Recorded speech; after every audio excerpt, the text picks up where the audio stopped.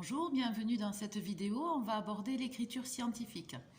Alors par définition, l'écriture scientifique d'un nombre, c'est la seule façon d'écrire ce nombre sous la forme a fois 10 puissance p, a étant un nombre relatif qui comporte un seul chiffre devant la virgule et ce chiffre ne doit pas être 0, et p étant un entier relatif, c'est-à-dire positif ou négatif.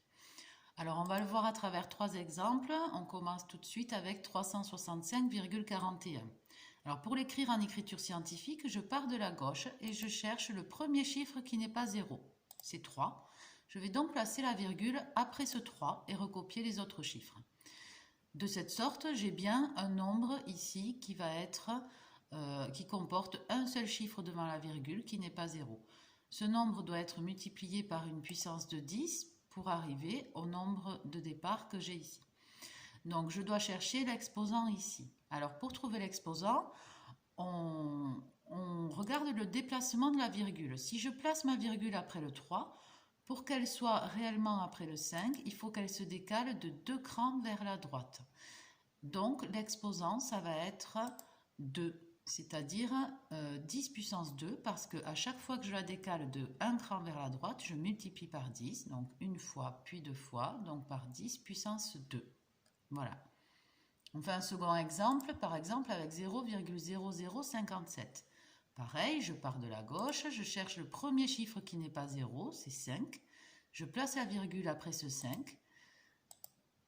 J'obtiens donc 5,7 et je dois trouver l'exposant de la puissance de 10 par laquelle je dois multiplier 5,7 pour trouver 0,0057.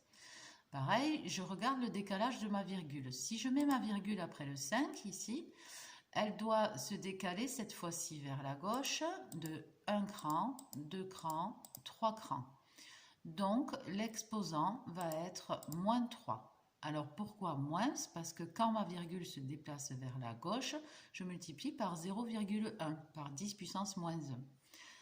Voilà, donc on a obtenu l'écriture scientifique. On a bien ici un nombre qui contient un seul chiffre devant la virgule qui n'est pas 0, multiplié par une puissance de 10. Un dernier exemple, imaginons qu'on ait un nombre entier, 4 par exemple.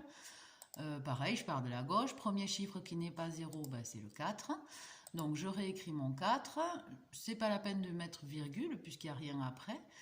Et je cherche quelle puissance de 10 doit multiplier 4 pour obtenir 4. Et c'est 10 puissance 0 parce que 10 puissance 0 ça fait 1, 4 fois 1 ça fait bien 4.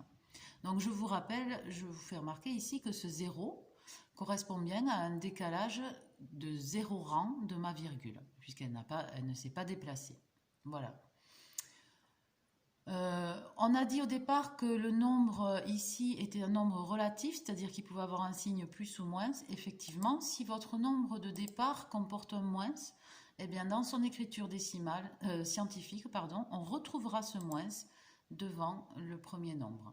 C'est pareil pour tous les nombres. Donc s'il y a un moins, vous remettez un moins devant, votre nombre reste bien négatif. Ce qu'il faut avoir remarqué, c'est que par rapport à l'exposant qu'on cherche, la puissance de 10, quand on regarde le décalage de la virgule, si la virgule se décale vers la droite, l'exposant sera positif. Si la virgule se déplace vers la gauche, l'exposant sera négatif. Voilà, je vous remercie d'avoir écouté, je vous dis à bientôt.